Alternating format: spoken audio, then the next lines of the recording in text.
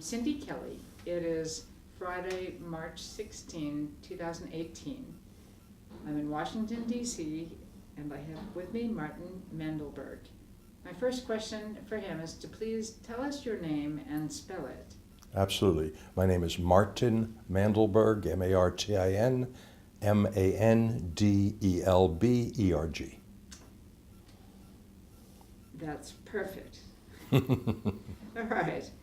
Now, we'd like to know in a snapshot, overview of who you are, when you were born and where, and your education and career.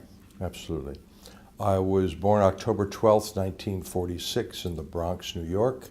Grew up in northern Jersey, Hackensack High School, a mediocre student, B-. Followed a second cousin to Drexel Institute of Technology, now Drexel University in Philadelphia, 5-year program in electrical engineering, cooperative education program. And during that time, I learned how to learn. I overall graduated with like a 2.7 grade point average on a 4 scale, but my last 2 years were A's and B's. I had to overcome the freshman, sophomore, how do I possibly do college? I then started a 17-year career as an electrical design engineer, first for General Dynamics Corporation, and then 10 years with the Navy at the Naval Underwater Sound Lab, changed to Naval Underwater Systems Center in New London, Connecticut. During that time, I designed hardware and software systems for sonar, underwater tracking devices, communication devices for submarines, surface ships, and ground stations. A number of my developments as a hardware engineer are still operational today in the Navy. As a result of not doing too many things wrong and a few things right, I was rewarded with promotions and a total of 3 graduate fellowships for my master's in electrical engineering at the University of Connecticut at Storrs, for a Master of Arts in Strategy and National Security at the Naval War College in Newport, Rhode Island. And then in 1977, I was awarded a full fellowship for a year at the Naval Postgraduate School in Monterey, California, where I, 4.5 years and a lot of gray hairs later, achieved my PhD in electrical engineering with honors, with minors in math and computer science. After completing my doctorate, I went to the Coast Guard for 3 years and became head of the electronics and navigation section of the Coast Guard. I was there 3.5 years. I ended up running the branch for the last 1.5 years. During that time, I worked on precision navigation, the precursor of GPS satellites that are in your cell phones. Used to be large boxes that made ships navigate better than they could before. Technology has been wonderful since. Early computers, programs, and a large database information management system for the Coast Guard aid to navigation. That was my next significant project, which I received a national award on. After leaving the Coast Guard, because they were cutting back on research due to budget cuts, I went to General Dynamics for 1 year and started working on proposals and classified information systems. At that time, I had finished my doctorate, my wife had finished our master's. My wife is Lois Marie Mandelberg, and we've now been married 38 years. Our youngest son had graduated high school, and we chose to come to Washington. I had accepted a position in private industry. I called my friend down here and said, where does one live in Northern Virginia if I'm going to work in Tyson's Corner? And it turns out that he was part of a special program at the Pentagon to support national defense programs in the middle of the Cold War. And he says, how did you know we were talking about you? And I said, what? Because he was a classmate of mine at Monterey. He got his master's, and I got my doctorate. And he says, we need a chief scientist. I said, where are you? And he says, Office of Secretary of Defense on a joint program. Cut the story short, they invited me down. I had an interview, and I was in 3 hours given a political appointmentship to work for the Secretary of Defense. They gave me the level of a GM-15, I had previously been a GS-14. They matched the salary that industry was offering me. And during that 3 years and 7 months working for the Office of Secretary of Defense, I worked on some major national programs, some of which are still classified. The success of the group of people I was with enabled us to achieve some national goals and I was awarded my second major medal, the Director's Award from the Office of Secretary of Defense. At that time, I chose to leave government service after 17 years for reasons that, if you're interested, you'll ask me and I'll go into, but a little controversial, but not on my part. Just the people I were working with, well, I'll say it, the people I was working with, I started to question their ethics. This was in end of 86, beginning of 87. Not the direct people I was working for, the senior people who were directing political decisions on technical and managerial and military programs. I decided that I was going to speak truth to power and not follow what they were wanting me to do. And so I passed up a senior executive service position at age 40, went to private industry, had a wonderful career in a company called Science Applications International Corporation. During those 17 years, I was on the corporate staff of the president, Dr. Robert Beister, who hired me. And when I joined the company, it was 5,000 individuals producing about $500 million a year in revenue. And we didn't make any physical devices like airplanes, like Lockheed did. And at the end of 17 years, those 5,000 people, Dr. Beister, with some help from me, grew the company to 43,000 people and $8 billion a year. It was an employee-owned company called Science Applications International Corporation. At age 58, it became, for similar reasons, of questioning the ethics of some of the people above me. I had been reporting directly to the board. I was a corporate officer for the last 4 years as a senior vice president. I was on the board of part of SAIC for 15 years. I decided to leave and form my own company, Mandelberg Consulting Group, and I consulted to academia, government, and industry on strategic planning and government contracts, mergers and acquisitions, employee stock ownership plans, technology. Along the way, I taught college, and for 10 years, actually 11 years, 22 semesters, a series of college, which are in my resume, and fully retired 3 years ago at age 68 to enjoy my grandchildren. You had mentioned, as we were getting ready for the interview, several moments in which you were working in nuclear issues. Mm-hmm. Or maybe it was scattered throughout your career. Mm-hmm. Is that correct? That's correct. Starting there at were a about, few things you wanted to mention. well, I'll mention them short, and if you have more questions, we'll go into Okay. it. In 1962 or 63, I was a junior in high school in northern New Jersey, and the Atomic Energy Commission wanted people to build fallout shelters, and they wanted young high school and college students to be proponents for it and facilitate the calculations for bomb shelters. So they, quote, certified people if you took this test and studied and took this test. So I have a certification from the Atomic Energy Commission that I passed the course in fallout shelter design. I never put that to any practical use. At Drexel, which was a cooperative education program, it takes 5 years to get a Bachelor's of Science in Electrical Engineering degree, but there are no free long vacations. The Drexel's program, after your first year, you alternate 6 months of school. The school ran on the quarterly system, so 2 quarters of school and then 6 months working in a paid position in industry as a junior engineer and an engineer. So 3 major companies I worked for, General Signal Company in Rochester, New York, nothing related to nuclear, Lockheed Missile and Space Company in Sunnyvale, California.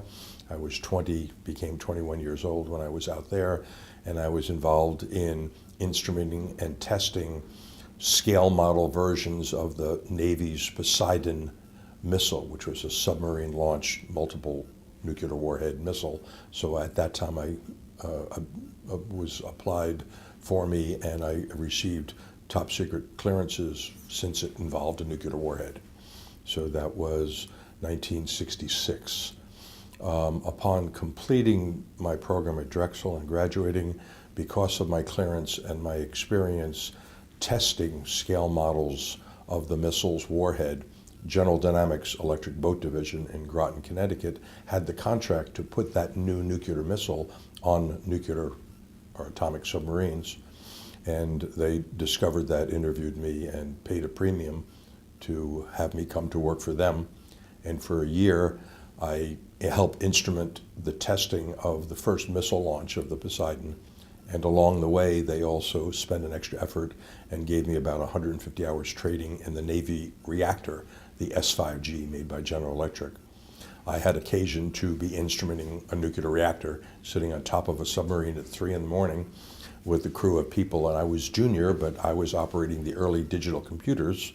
At that time, I think it was a PDP-1 or 2, very early. There were no screens, there weren't keyboards, there were paper tape input and paper output. You really didn't have screens and keyboards like you have today with tablets and laptops. This was 1969. I recall at 3 in the morning, I'm there clicking the buttons on the computer and hitting the enter, putting in a basic code instruction to a computer and basically programming it, putting in data. And it's 3 in the morning and we're in a metal trailer, say 15 by 50 foot long, that was bolted on top of a brand new nuclear submarine. It was the SSN 671, the Trepang. And it had just come off the launch area. It was now floating. The reactor was on board. Since I was trained with the reactors, I and other people were initially starting up the reactor, getting neutron flow, getting early controlled, yes, importantly, controlled fission. And I feel behind me the presence of somebody. And I look around and everyone, like a military, is braced against the bulkhead. And I turn around and I'm about 6'1". There was a 5'1" individual, white hair, open collar, white shirt, glaring up at me with his chin. And I didn't know who he was. And he said, "How is everything going?" I said, "Fine." I shrugged. I turned around and went back to work. It was Admiral Hyman Rickover. He was checking the people working on his boat, because it was his boat, his reactor. He was the admiral in charge of Navy nuclear. He's the father of the nuclear Navy. So that was my experience with him then. After a year, General Dynamics had a large layoff, and like most bureaucracies, they have a simple policy. The last 5,000 people hired were fired, regardless of your success in what you did in that period of time. So I was without a job. I had a couple weeks' notice. I was able to get a position with the government at the Naval Underwater Sound Lab in New London, Connecticut. Because of my nuclear background and electronics background, one of my early projects involved a nuclear reactor. The reactor was a SNAP 21 radioisotope generator. Basically, it was a couple of pounds of strontium-90 in a heavy, thick container. There's some of them on the moon, there's some of them in outer space. It produces heat. With thermocouples, the heat creates electricity, and the electricity was needed for an underwater beacon. As a design engineer, I was given the job of coming up with early electronics to marry with this, and it was used in a military sonar system off of the island of Bermuda that was important in the Cold War. Because of my clearance, I could handle it. I published a paper on that in 1971, one of my first publications with the IEEE Transactions in Ocean Engineering. So that was nuclear. Direct involvement with anything atomic or nuclear, yes. After I completed my doctorate in 1982, when working for the government, I had reasons to have some classified programs done at national laboratories. One of them was Bell Labs in New Jersey. One of them was Los Alamos National Lab in New Mexico. So I had reasons to go out and expend some government money on some research and development and prototypes of systems. That was the last time I had direct involvement with anything related to atomic energy or nuclear. But now you have a passion, which is to write about Richard Hamming. Yes. So tell us about, who is Richard Hamming? Okay. In 1915, Richard Wesley Hamming was born in Chicago, grew up in Chicago all of his life. In fact, in one or two apartments, three blocks apart his whole life. He grew up in a normal inner city. In his own writings, he said he grew up poor and decided he didn't want to be poor. He applied himself, and turned out he was a very good mathematician in the Depression, because at age 12 or 1927, 1929, his mathematical skills were evident. He went to Crane Technical High School, which is like a Boston Latin or an equivalent in major cities. It was one of the better technical and professional schools. He graduated near the top of his class. The exact level I'll find out, but it's on the web. And wanted to be an electrical engineer. So he graduated high school about 1932, middle of the Depression. There were no scholarships at the University of Chicago, which is where he wanted to go. In electrical engineering. In fact, there wasn't an electrical engineering department, and there still isn't at the University of Chicago. So he was offered a full fellowship in mathematics, which he took and graduated with his Bachelor of Science. He did 2 years of community college and then 2 years at the University of Illinois. That was the solution that was proposed. And he did well. He then went on for his master's degree and ultimately his PhD, first at the University of Wisconsin and then his doctorate at University of Illinois. His doctoral advisor, as in my book, was Trzynski. It was a mathematical PhD. Along the way, he met Wanda Little, a person who got her master's degree a few months plus or minus from his doctoral degree. They had gone together for a few years. She's 4 years younger than him, also from Chicago. So she has a master's in teaching in mathematics. Upon graduation, they get married and have a 60-year life together. They went off to teach, so this is 1943. 42, 43, he's graduated college. The war is on. For reasons not yet clear to me, he was not directly involved in the military. He's still in Chicago, and he's teaching at the nearby college. After 3 years of teaching algebra and mathematics to military officers who were going to college, he received a phone call from a friend to say, there's something interesting going out here in New Mexico. Why don't you come out and help? He might have had an idea, because University of Chicago was involved in the nuclear program at that time frame. He speaks very little of that, and I'm still researching for my book what was happening in Chicago at the time frame and what he might have been exposed to through faculty or research. He, in fact, got on the train with his wife and went out to Albuquerque and Santa Fe and then up the hill to Los Alamos. And his direct boss was Hans Bethe, and his wife Rose, which you've interviewed on your foundation. And Hamming was at that time 29 years old. He was given the job of figuring out how to run this new thing that IBM had just delivered. I think it was serial number 2 or 3 of effectively the first operational digital computer. Prior to that, math was done on a blackboard or with an old-fashioned click, click, pull down the corner calculator, which you show some allusion to about the women and the math in Los Alamos, and analog computers, which Richard Feynman, Fermi, Oppenheimer, and others were using with only a modest precision, because an analog computer only has, say, 2 digits or at most 3 digits of accuracy, like a slide rule. And then this digital computer came along and had 8, 10, 12 digits of accuracy. I have not confirmed, but I believe Richard Hamming was involved. Well, I knew he was involved in verifying the designs of the bombs that the physicists had come up with.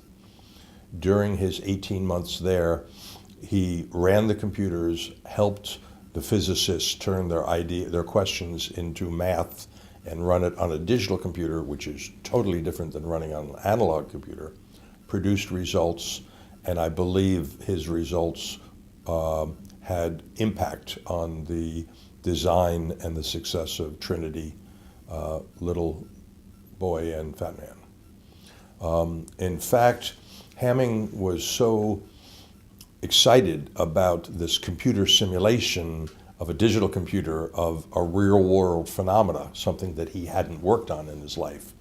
He, after Manhattan Project ended, after Japan surrendered, he stayed for a number of months at Los Alamos and documented how the computers were used to successfully satisfy the physicists.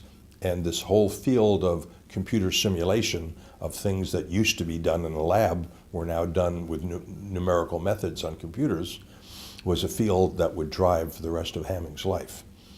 Soon afterwards, he was offered a position at AT&T Bell Labs in Murray Hill, New Jersey.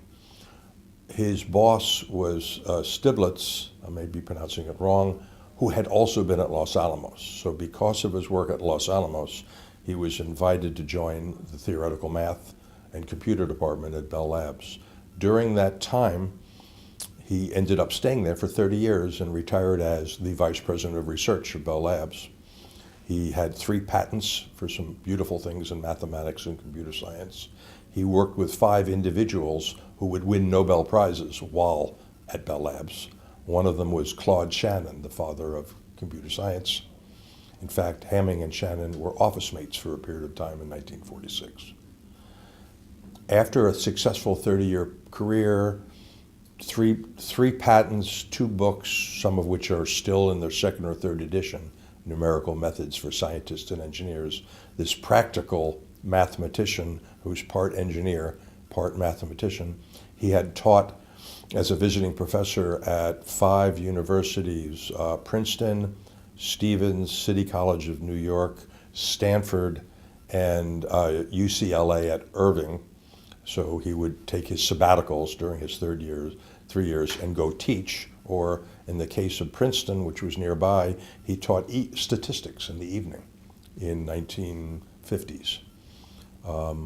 More details of this will be in the book that I'm coming out with. After a 30-year successful career financially and personally, he chose to retire with a full retirement from AT&T Bell Labs because he wanted the money that Bell was spending to go to the younger researchers, because there is a phenomena later in life, newer ideas and inventions are somewhat harder. And the younger people, full of energy and the willingness to work 80 hours a week, he wanted the money left to them.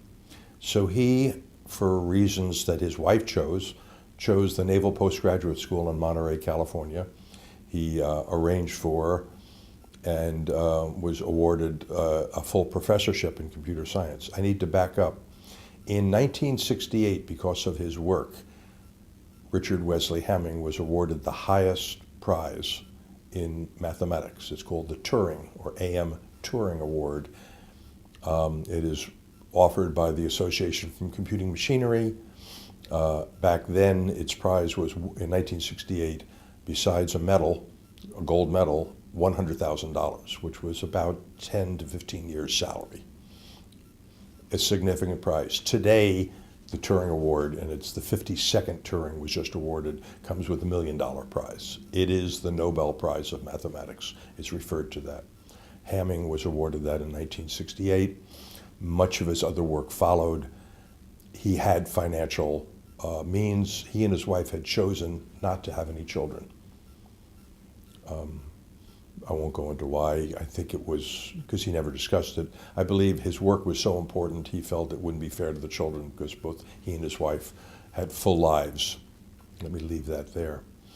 He went to the Naval Postgraduate School in California, which was a coup for the Naval Postgraduate School because not many universities have Nobel laureates or the equivalent. And in fact, he's the only laureate at the Nobel level, even though his was the Turing.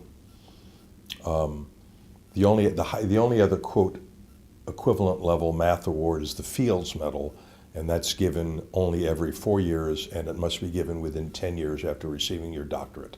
In Hamming's case, that wasn't applicable. But the Turing and the Association of Computing Machine, which Hamming later was at one point the president of, that and his other successes at Bell Labs, which I'll be writing about more in my book, made him famous and very valuable to the Naval Postgraduate School. So he chose to be a professor there.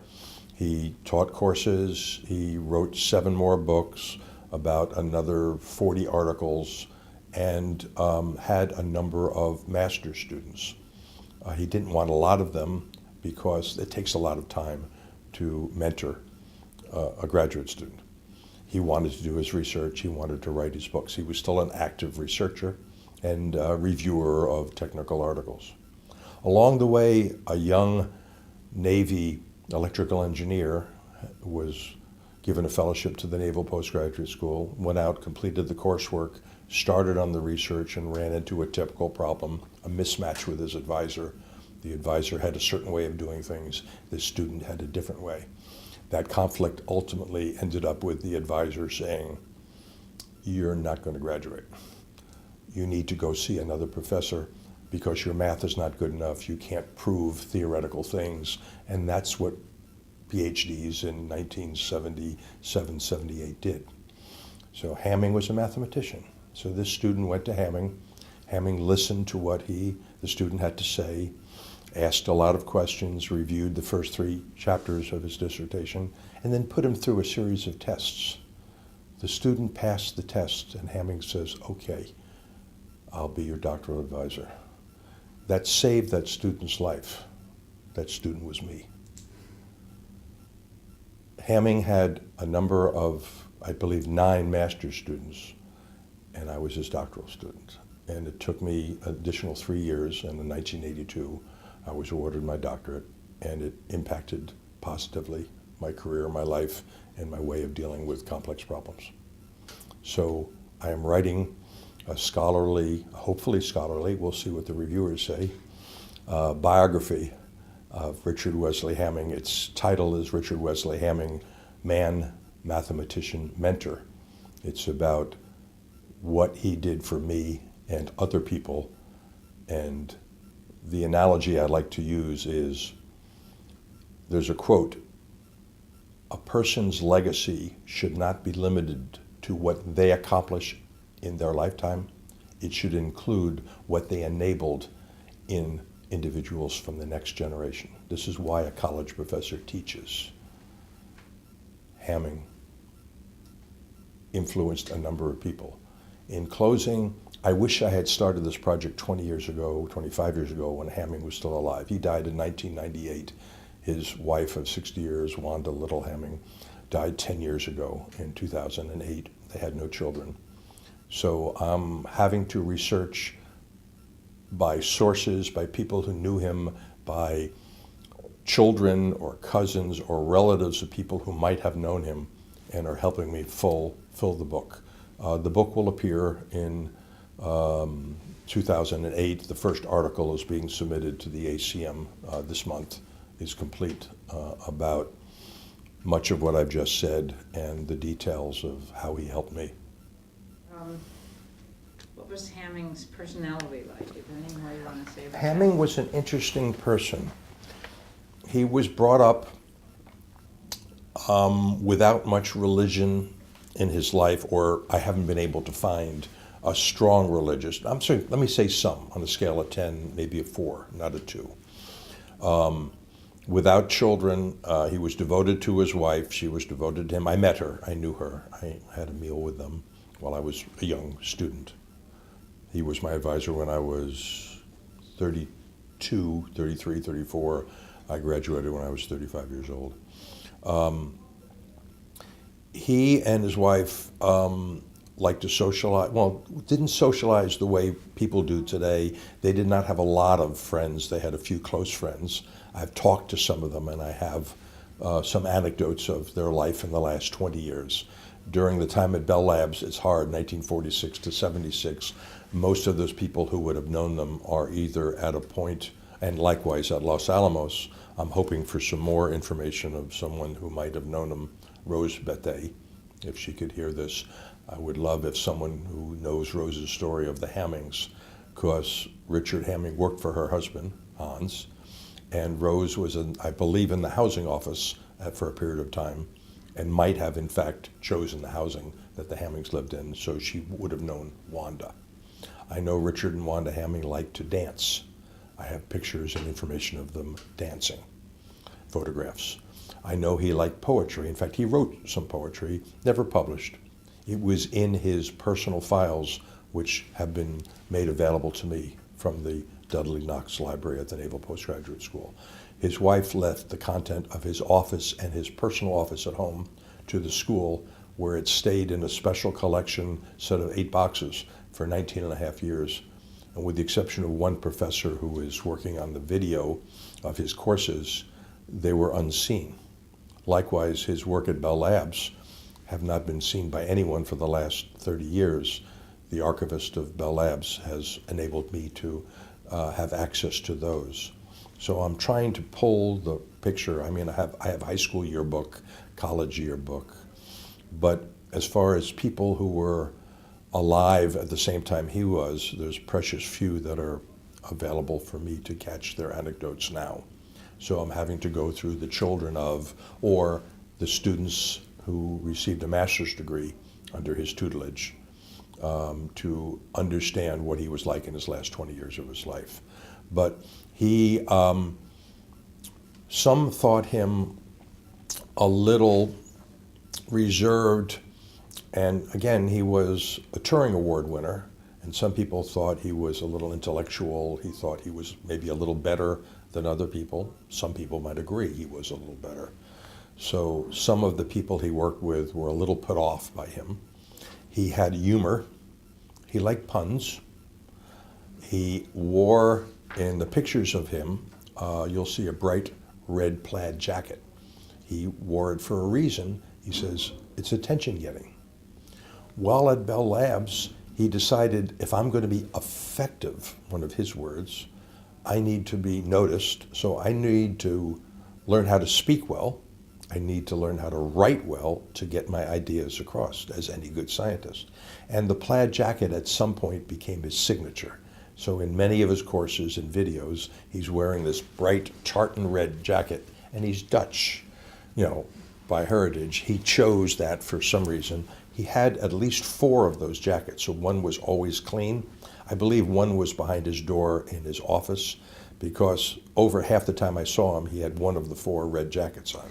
Many of the pictures, and the picture that will be on my article, shows him in that very distinctive jacket. He and his wife were involved in a number of things, but not at a socially popular level. He has a couple of good friends who are still alive. One is Professor Hirsch Loomis, who is helping me in reviewing my first article and giving me advice and giving me anecdotes, because he was Hamming's probably best friend for the last 15 or 20 years of his life when they were both professors at Monterey. So a very valuable person for that last 20 years, and his wife also. So Hamming, in summary, was like many professors who had received international acclaim. He didn't waste time. He was driven, like the Russell Crowe movie, A Beautiful Mind, where the person was fixated on getting his stuff done. Hamming was fixated on having insight into problems. His most memorable book, it was actually his second book, and it's actually, I believe, in its 3rd or 4th or higher printing, and in many languages, including Russian, is entitled Numerical Methods for Scientists and Engineers. It had a subtitle, which is a quote that is most alluded to for Hamming. The subtitle is very succinctly, the purpose of computing is insight, not numbers. You do a computation because you may take an action. You need insight to make the right choice, whether the number is 7 or 9. The accuracy of the number, if it doesn't affect the decision, is a calculation that doesn't need to be made. He drove to work on big problems. He didn't want to spend time on trivial. That probably isolated him from a lot of people who didn't want to learn how to solve big problems. Another Hamming quote is, you have to be prepared to invest 10,000 hours in order to really know a field if you're going to make a major contribution. That, interestingly, is equivalent to about the number of hours I worked on my dissertation. And many others are. Those of people who will see this interview may well identify with the amount of effort it takes to make a significant or meaningful, better word, meaningful contribution at the doctoral level. It has to be original work. It has to be complete. It has to stand the test of time. Your work should not be disproved 2 years later. Good work lasts. To do that, Hamming's quote was 10,000 hours. Translate that into how many hours a day you work, and you can get whatever years it takes. So he drove to work on big problems. He used computers to gain insight. The number itself was, even though he was a mathematician, an engineer. He was a problem solver. He used mathematics, and not higher math like Neil deGrasse Tyson might use astrophysics to describe something in the universe. That wasn't Hamming's domain. He was interested in how algebra was taught. So he spent a period of time deciding, here's a better way to teach algebra, wrote a textbook which is still being used today. He decided probability and statistics needed a makeover. So during his 50-plus year career, he morphed about 5 times from numerical methods to calculus to probability to digital filtering to engineering, and finally how to do research. During his last 4 or 5 years at the Naval Postgraduate School, he taught what I will call his capstone course, which is, how to do research. It was called Hamming on Hamming. It's videoed, where the Naval Postgraduate School is working to put it in high quality, and it will be put in an archive that I'm happily to be helping set up so that all of the findings that I'm allowed to put in that archive will be available to future researchers, mathematicians, students, college professors. His Hamming on Hamming was a 16 or 20 week lecture where he would stand, usually in his plaid jacket, and from memory, because it was his words, enthrall an audience of probably a couple of thousand students had seen this course. It's like the Feynman lectures at UCLA. His course has been seen internationally, and in fact will be taught next semester at the Naval Postgraduate School. I've been asked to consider coming out and giving a couple of the lectures, since I believe I may be the only person who spent 3 years with Hamming while he was developing some of this work. His work was phenomenal in its effectiveness. Hamming was more interested in effectiveness than winning awards, and he won a number of awards. But he liked to teach, he liked to mentor, he did not like to waste time. He spent, from the time in Bell Labs through all his time in Monterey, with something he called great thoughts hours. It was every Friday afternoon he would devote to sitting and thinking about big problems and talking about it with whoever he could. He would come into your office and say, have you ever thought of, and he's already spent 1,000 hours thinking of this, and he would bounce an idea off the graduate students and the other professors. And sometimes their answers would reaffirm something he was doing, and on occasion their answers would make him veer off into a totally new direction, and he would jump up and say thank you and run out of the room and then write a paper and get recognized for doing something else. So he believed in closure. He didn't seem to care a lot of what people might have thought of him. He was comfortable in his own skin, doing things the Hamming way. It sounds a lot like Richard Feynman. In many senses. Remember, he worked with Feynman. Feynman was around the same age or a little older. Feynman besides keeping the analog computers going, and I don't think Feynman had his doctorate quite yet, or sometime during Manhattan or soon thereafter, he was awarded his doctorate. So in one sense, they were probably friends. Hamming mentions Feynman. Feynman, I think, alludes a little bit to Hamming, but no great detail. They were, I wouldn't say in competition. Hamming was a mathematician, Feynman was a physicist, but they both worked on related projects, and I wouldn't be surprised if they, in fact, didn't talk at both a professional and a social level. There's a similarity. Feynman was eloquent, Hamming was eloquent. So they grew up of the same era. They both wanted to excel, and they both did. Feynman got the PhD, Hamming got the Turing, and also the Reams Award 2 years before he died from a university in Germany, which also came with a $100,000 prize. So much recognition. His books are in 6 or 7 languages. I've had occasion to meet members of the Russian Academy of Science at an international conference where I happened to be presenting my doctoral results, and my CV was available. And at a cocktail party, 2 members of the Russian Academy of Science came over and said, "Dr. Mandelberg, thank you for your keynote speech. It was very interesting. So, you're Hamming's student." That and many other things he did are very powerful to me. So you were, I know when you were at the time, you were the only doctoral student. Are you the only doctoral student he had ever, or were there others? I believe, okay, he had master's students where he was either I have all the information. He had 9 students that he was either on the master's committee or the advisor. He may have been on another doctoral committee. I believe from everything I've been able to find, I am the only doctoral student where he was the primary advisor, and I spent 3+ years with him.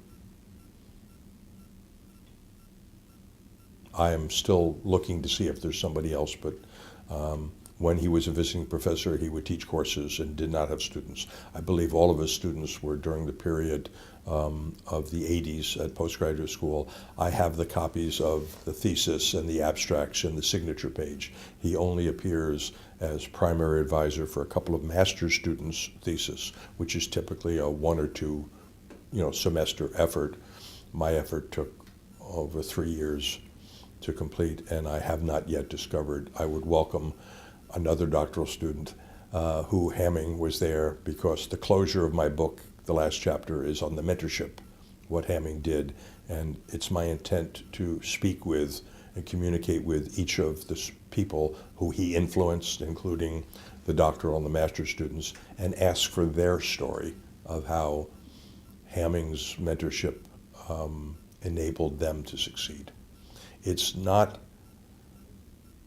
Hamming's work is valuable. His Turing Award was for error correcting codes. It is a way of representing information with additional bits such that the communications you enjoy today, the cell phone, the text, the email, the music, the video, comes through error-free, even though it goes through a communications channel.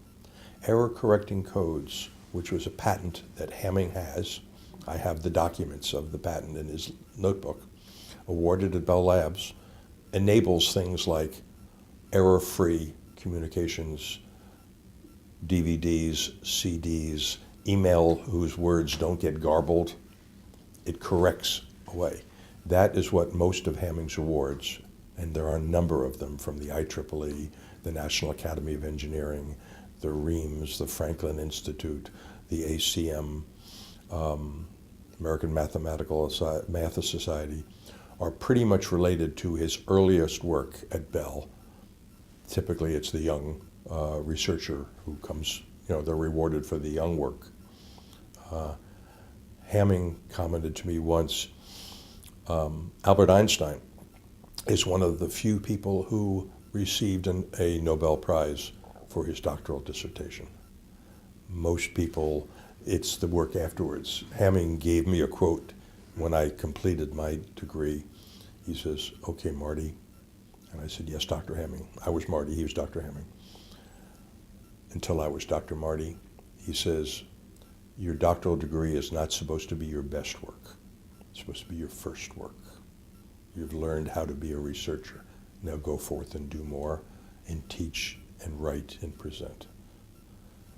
I hope I've lived up to the challenge he gave me. So do you want to make a specific appeal at this point? I do, thank you. Since Richard Hamming was born in January of 1915, if he were alive today, he'd be 103. So anyone who was a teacher of him that might have been older is probably not hearing these words. Children of them might be. While he was at Los Alamos or at Bell Labs, he might have had younger individuals who might be alive, or their children who might be alive, who would have some anecdotes or facts. I would hope that those who hear these words or read the transcript of this interview or read my first two articles or the book would help me complete a thorough scholarly tribute biography of Richard Hamming by correcting where I have misinterpreted, and if there are errors of interpretation, they're mine. But my footnotes and references are pretty extensive. I really try to have source material for most of the things I say, as many as possible. And where I've omitted or misconstrued something, I would love corrections in a revised version that I will publish. But I will be publishing a book this year. I don't know what publisher it will be. Maybe it will be the ACM or the IEEE, but it's my goal to get a large circulation. Both the major journals in the ACM and the IEEE are monthly journals with 100,000 readership. It's my intent to attempt to publish there. I may use some blogs. I may use some other methodology. It's not going to be a standard textbook. I don't want to wait the year and a half, because as time goes, those few people with the ability to fill in the holes are getting older. I am not doing this for profit. There will be no profit to me for the publishing of this book. I'm doing this as a tribute for a person who saved my life. So how old were you when you were saved? I was born in 1946, October, so I received my the saving happened when he agreed to be my advisor and replaced the other person who no longer wanted to be my advisor, which is a terrifying thing for a young person to be rejected by an advisor. But there was a disconnect. You know, my bad, I chose the wrong advisor. He had a way of doing things. I was young and probably a little brash and had my way of doing things. The article, I go a little into that, but I don't blame that advisor, and I thank him for sending me to Hamming. I was sent to Hamming in approximately October of 1978, so I was 31, just approaching my 32nd birthday. I graduated in June of 82, so before of October of 82, before my 36, so I was 35 when I completed. So in that period of time, from 3.5 years, from my 32nd birthday to just before my 36th birthday, Richard Hamming was the most instrumental influence, except for my wife, in my life. Thank you, Lois, my wife of 38 plus years, in allowing me to hopefully become a good researcher, hopefully live up to the challenge that he gave me. Sidebar, my wife said she got her master's and I got my doctorate 12 days apart. And she says, okay, I'll support the family if you want to sit home and do research, but you better have dinner ready. That turned out not to be necessary. The support, the dinner, we try to work on together. Did I answer your question? Yeah, no, that was great. That was great. Well, I hope this comes to pass, that people do see this interview and contact you. I would welcome that. Please include my email address in the transcript, which is Mandelberg, my last name, Mandelberg, and my first initial M at hotmail.com. I would welcome email from anyone who wishes, and once initial email contact, I'll go verbal if they wish or see them. I will travel to get source material, copies of. I would welcome pictures, anecdotes, source material relevant to Richard Wesley Hamming, the man, Richard Wesley Hamming, the mathematician, and specifically the mentorship. That's sort of the theme of my book, because that's the tribute I wish to make. Terrific. Thank you. That's fabulous. Is there anything else that my wife has allowed me to work on this program for this project for about 15 months. I think it'll be another 9 months. So it's a 2-year effort. I enjoy writing. During my 50-plus year career as an engineer and a strategist and a scientist, both in government and industry and academia and my own private company, I've enjoyed writing. A biography is a challenge. You need a good coach. You need a good editor. I've known the value of an editor. I've recently learned the value of a coach. So a shout out to Carla Hunt, my coach from Naval Postgraduate School, on reading and turning my engineer English into hopefully author English, and improving upon my writing style and editing. And she has a degree from Berkeley in creative writing. She's involved in a number of books. She is a significant help in hopefully making this a worthy tribute. When I finish this, I have a couple of other books in mind. One related to the value and interaction that may not be known. Much of the research in this country, many people think, was government funded or academically funded. In fact, since around the year 1900, much of the valuable research in this company came out of industry. Edison, Corning, Sarnoff, RCA Labs, General Electric, private companies choosing to put their earnings back into research. In many cases, for applied programs, the government puts money in, like weapon systems or communication systems. But the basic research that enabled much of what we enjoy today was funded by industry. I have a number of people who are encouraging me to write that story. That may be my next book.